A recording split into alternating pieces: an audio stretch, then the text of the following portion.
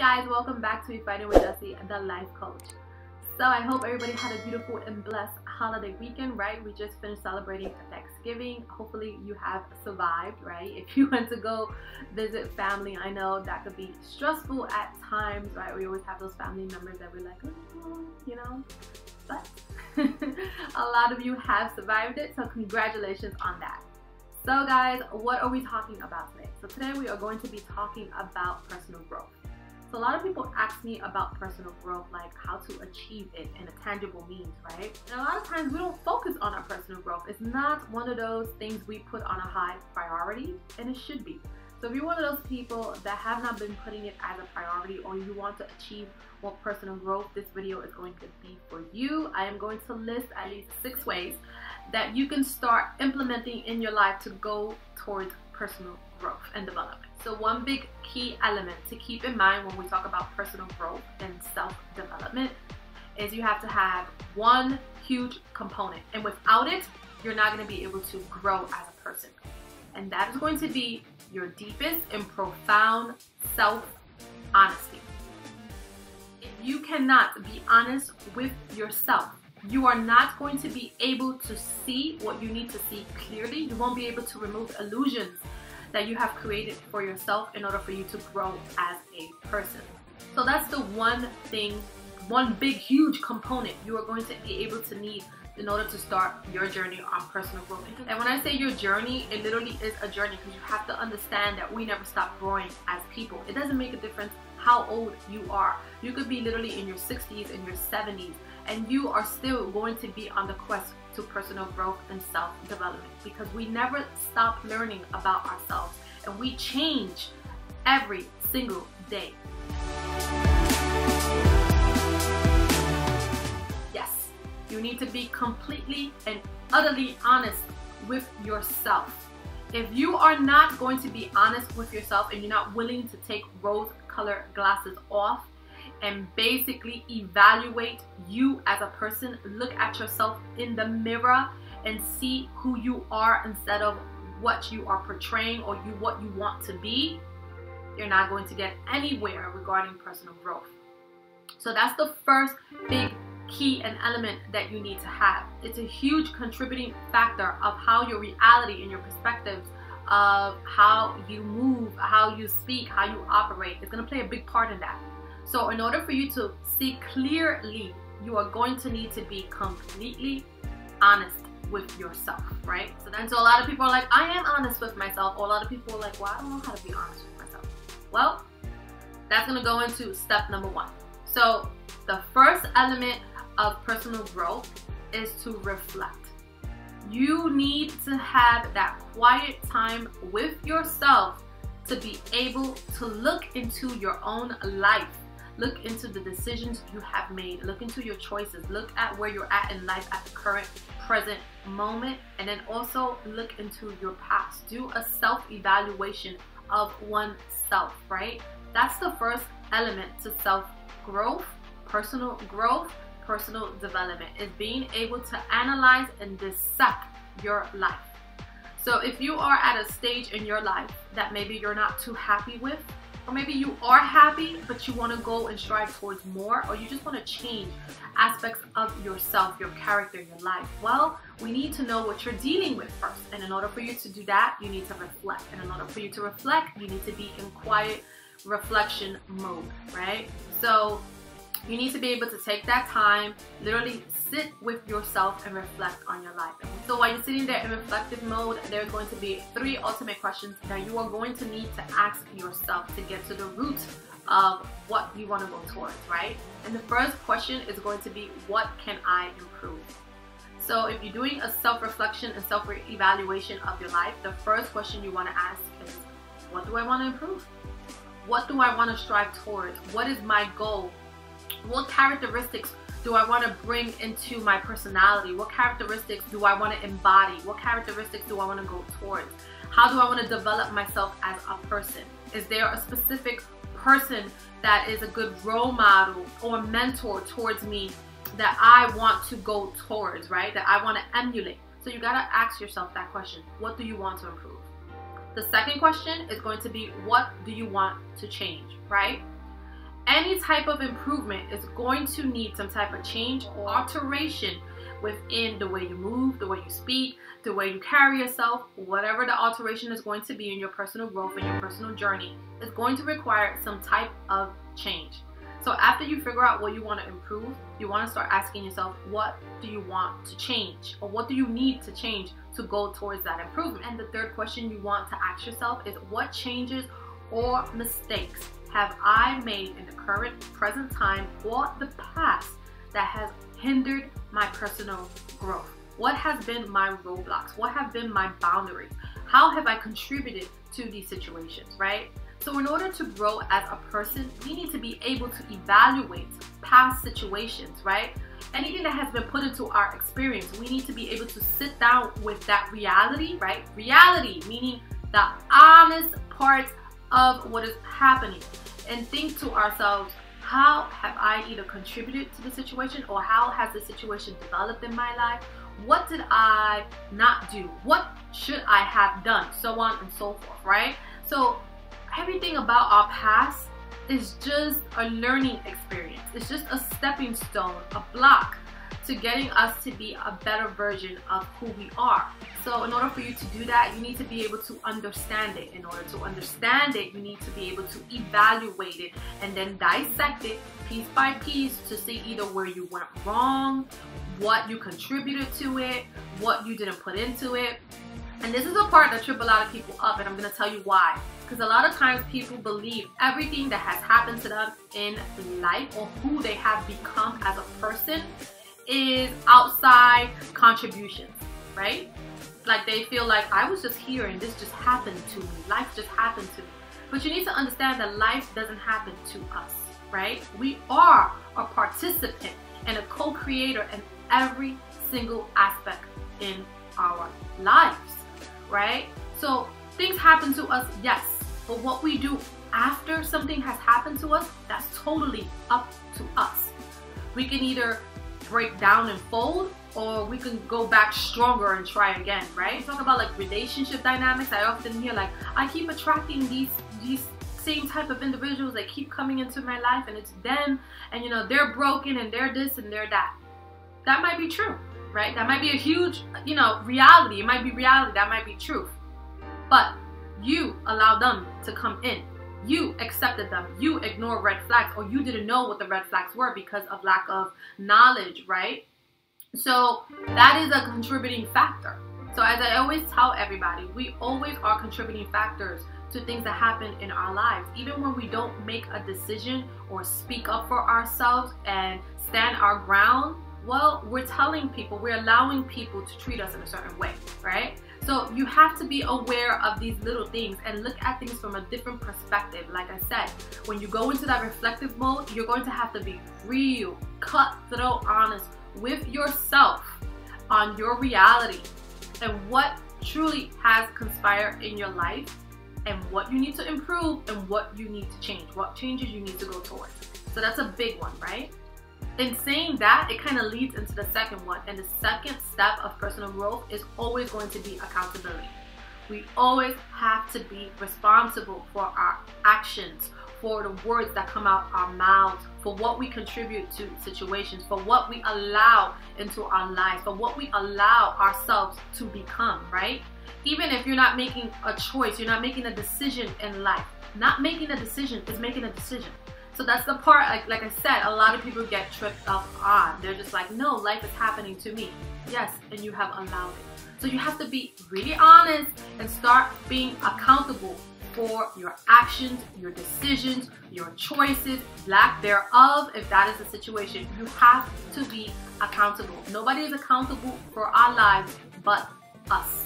And no one can change the direction of our lives but us. We need to get to a place with personal growth and self-development that we stop justifying behaviors, that we stop justifying our mindsets, that we stop justifying choices that we are making, and stop justifying actions, and stop making excuses for why certain things are, or excuses for ourselves.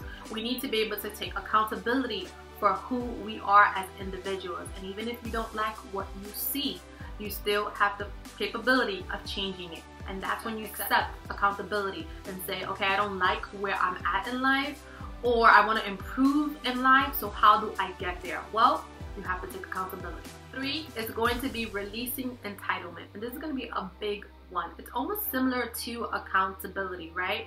Entitlement is thinking that we deserve some special treatment. Entitlement is only thinking of ourselves and not thinking of anyone else. Entitlement is all about me, me, me, me, me, right? Entitlement is usually engulfed in fear. So in order for us to be able to grow as a person, you have to release entitlement. When you are an entitled person, it will hinder your personal growth to the max, right? Because when we are entitled, we believe that we don't have to put in the work. We believe that certain things are just gonna fall in our laps without us actually taking actions, without changing our behaviors, without us changing our mindsets, without us changing our perspectives, right? And we just feel like, yeah, it's just gonna happen. I'm just gonna grow as a person. No. Entitlement, when you start releasing entitlement, basically you start owning your shit. Point blank. You start getting to the point that you start realizing that you are responsible for you. Nobody is responsible for your feelings. Nobody is responsible for your personal growth. Nobody is responsible for the way and the direction of your life. Nobody is responsible for your choices. Nobody is responsible for your mistakes. Nobody is going to be responsible for those things. We are responsible for ourselves. We are responsible for who we become as a person. We are responsible for our character. We are responsible for our integrity. We are responsible for ourselves, the path in life that we are taking. And if you're not happy with your personal growth, or you want to, elevate into your higher self and get to the place that you're super happy with who you are and your character as a person, you have to release entitlement. You have to own your own shit. Own your own happiness. Understand that your personal growth is totally up to you. No one else. No one else is gonna come in and do the work for you. No one can sit down and reflect for you. No one can evaluate your past life. No one can evaluate your feelings. No one can take accountability for your actions, behaviors, your mindsets, your perspectives. Only you. So you have to be able to release entitlement. From the self-growth, especially when it relates to entitlement, is that no one has to come in and coddle you, right? A lot of people are like, hold my hand, I don't know where to go, help me. Well, the biggest part of self-growth and development is helping yourself, right? You could only help a person who's willing to help themselves. So there are a lot of people who have people in their corner who are willing to go to bat for them, who are willing to help them, who are willing to extend a helping hand, who are willing to hear them out after they make a mistake and say, okay, well, let's sit, let's get to the bottom of this. Tell me why you did this, or explain yourself to me, right? And then they take that opportunity and they trample all over it. And then when they get to a place that they're not happy with, they want to point fingers. Entitlement, right? Accountability. It goes back all to that. So you have to understand that nobody's entitled to help you fix your life. You have to do that for yourself. Nobody's entitled to coddle you and help you develop emotional intelligence and help you get to that point that your personal growth as a person is elevating. That is going to be your responsibility. So start taking accountability for it and release yourself from any special treatment that you think that you deserve. Entitlement will kill your personal growth. You have to be able to release from that. It's no one's responsibility to make your feelings, your wants, and your needs and your desires a priority but you. So we need to stop as a society, because this is a big society thing, that we, put our feelings and our happiness onto others, and when they don't deliver, we are angry with them. We hold resentment for them, right? When we don't step up to the plate and do the things that we need to do as a person, as an adult, to grow and to elevate, we get upset with others when they're not willing to tolerate or accept our bad behavior.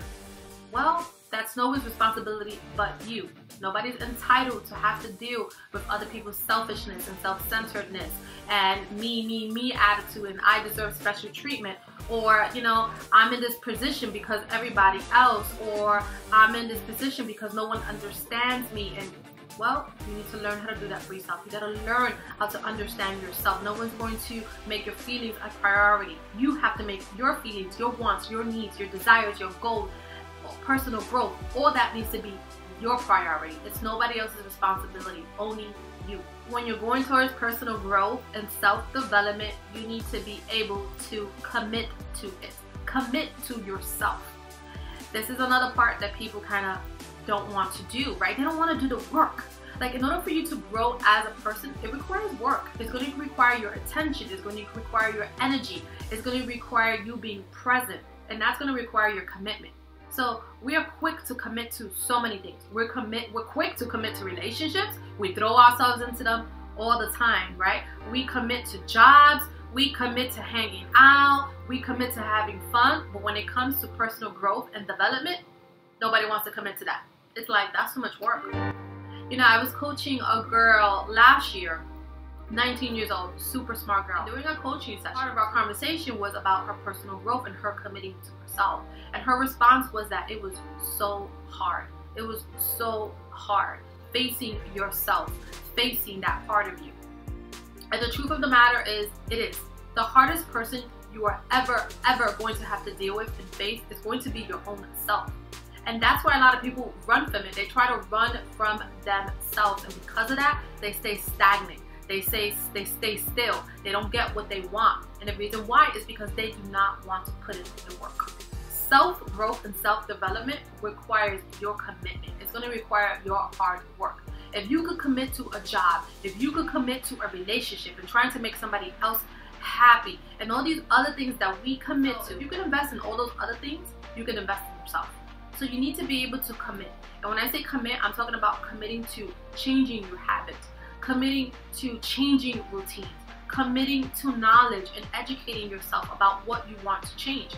There are so many tools out there for self-mastery, for self-development, for self-growth.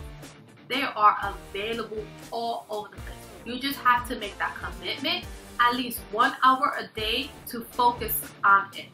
So if you're not willing to commit to personal growth and self-development, you're not going to get nowhere with it. So you have to be able to commit. Fifth one is to start removing yourself from comfort zones. You cannot move, grow, and expand when you are super comfortable. It's just not going to happen, right? So in order for you to grow as a person, you need to remove yourself from things that keeps you stuck, that keeps you small, that keeps you bind, right? Things that you know that are super comfortable, they might feel comfortable to you, but you're not growing there. You're not expanding, right? And so what that's gonna look like when you get out of your comfort zone? Well, that's gonna look like starting to conversate and socialize with people that are different from you. People, you know, go into different social settings. Surround yourself with different people with different backgrounds, different social statuses. People that you could learn from, people that you could grow from. You know, surround yourself with people who are at a place that you want to get to, right? If you can get yourself a mentor, right? That's what coaching is all about. Coaching, you know, is about mentorship, right? We help you create those paths. We help you take down those boundaries. We, you know, educate through our own past experiences and experiences of other people we have coached, right? So that's what it's going to look like. Getting yourself out of your comfort zone. If you are in a place that you're not happy with, or you feel like you want to grow and develop as a person, and you take a look around your surroundings and the people you're surrounding yourself with, and you're realizing that all these people are in the same predicament and the same mindset and old habits that you're trying to run away from, you're surrounding yourself in the wrong scene. You are stuck in comfort zone. So what you need to do is start expanding and walking away from that little by little by little. And like I said, the way you do that is by getting out of your comfort zones, right? Taking risks, getting out there, expanding yourself, doing things you never did before, trying things you never tried before, getting yourself involved in different atmospheres. The great thing about surrounding yourself with different type of people and experiences and people who have a different mindset, especially people who have the mindset that you're looking to get to, like you're like, I want to be this type of person, and you find a person and you're like, wow, you know, I'm really impressed, and you know, how they carry themselves and how they created a dynamic in their life, and I want to know how they got there. Well, go surround yourself with them, start a conversation with them. Or, you know, talk to them, ask them, be honest with them. Like, wow, I really like the way you do this, that, and the third. You know, how did you get there? Would you mind having a conversation with them? In order for you to get to where you want to go to, You have to be able to take that risk, to take that leap of faith, to go out there and be willing to put yourself in positions where you can acquire that growth, where you could acquire that knowledge, when you could grow as a person, right? Where you could start experiencing different experiences to get you to where you want to go. Once we remove ourselves out of fear, it's like a whole new world. It's literally like a whole new world. It's like a whole new world, a whole new world. That's where we will be, where we will be. Yes, a whole new world. There's a whole world outside of fear. So you start moving out of fear and slowly but surely going towards improvement, self-development, elevating yourself as a person, becoming who you want to become, going towards your purpose, going towards a higher self, towards developing your character and expanding your consciousness. You remove yourself from fear. And usually the hardest step is that first step. That's the part that people don't realize. It becomes so much easier once you start moving, but you gotta move first. So if you're a person that is always like profoundly dragged down by fear, you need to be able to find the courage, the stamina to actually face your fears and go towards what you want. Go towards improvement, going towards what you deserve, right? I always tell people what you want and what you deserve is always on the other side of fear, because it is. Because it is. Fear is low vibrational energy. It's your consciousness all the way down here. That's what consciousness is. When it's all the way down here, it's rooted in fear. But when you are open, when you are awake, when you are conscious, when you are high vibrational, when you are getting everything you want, it's because you're up here. Because you face that fear. You know, you've risen. You basically have expanded, right? You elevate as a person.